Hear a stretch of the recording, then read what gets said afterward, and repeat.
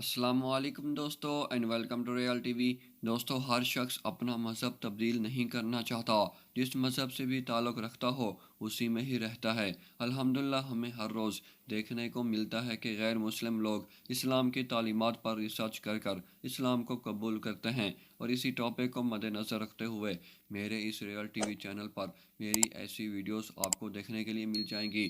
لیکن آج کی اس ویڈیو میں ہم بات کریں گے ان 5 کرکٹرز کی جنہوں نے کرکٹ کی دنیا میں اسلام کو چھوڑ کر غیر مسلم ہو گئے۔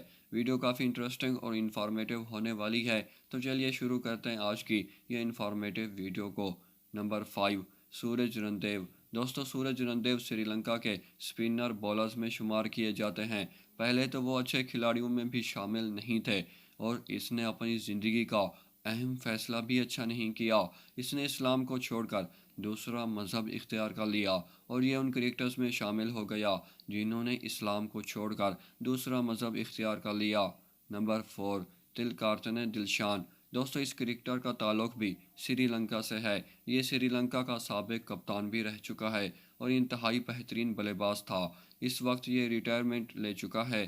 آپ کو بتائیں کہ یہ پہلے مسلمان تھا۔ اس کا نام محمد دلشان تھا، لیکن صرف 16 سال کی عمر میں اس نے اسلام کو چھوڑ کر دوسرا مذہب اختیار کر لیا اور اپنا نام تلک کارتنے دلشان رکھ لیا، اور تب سے لے کر آج تک لوگ اس کو تلک کارتنے دلشان کے نام سے جانتے ہیں۔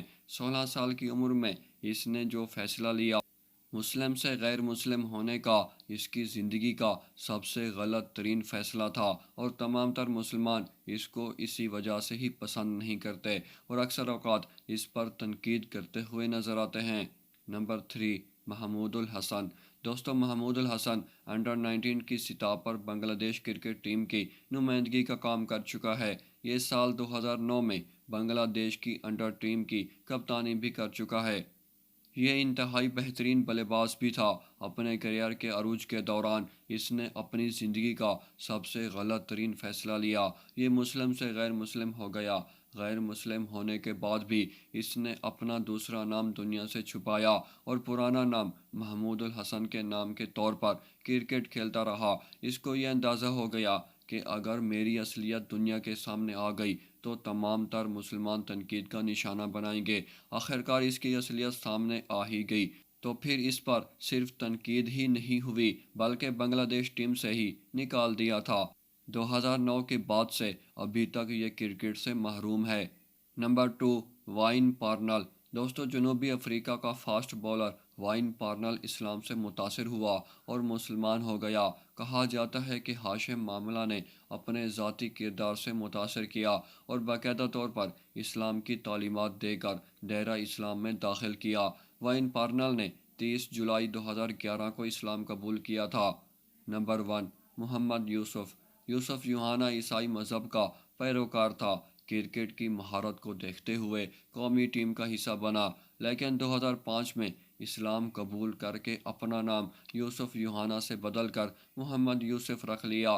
اسلام قبول کرنے سے پہلے کرکٹ میں کوئی بھی کارنامہ سر انجام دیتا تھا تو عیسائیت کا نشان بناتا تھا، جبکہ مسلمان ہونے کے بعد اللہ پاک کے آگے جھکنے لگا۔ محمد یوسف نے اپنے خاندان یعنی کہ بیوی اور بچوں کو بھی اسلام کی تعلیمات دی۔ اسلام قبول کرنے پر اس کے والدین اس کے ساتھ کافی ناراض رہے، لیکن آخرکار وہ بھی قائل ہو گئے اور خود دائرہ اسلام میں داخل ہو گئے۔ دوستو، ہم امید کرتے ہیں آج کی یہ انفارمیٹیو ویڈیو آپ کی انفارمیشن میں ضرور اضافے کا باعث بنی ہوگی۔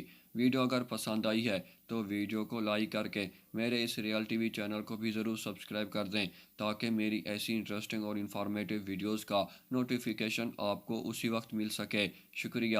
ملتے ہیں ایک اور کل کی شاندار ویڈیو میں، تب تک اپنا بہت سارا خیال رکھیے گا۔ شکریہ۔ اللہ حافظ۔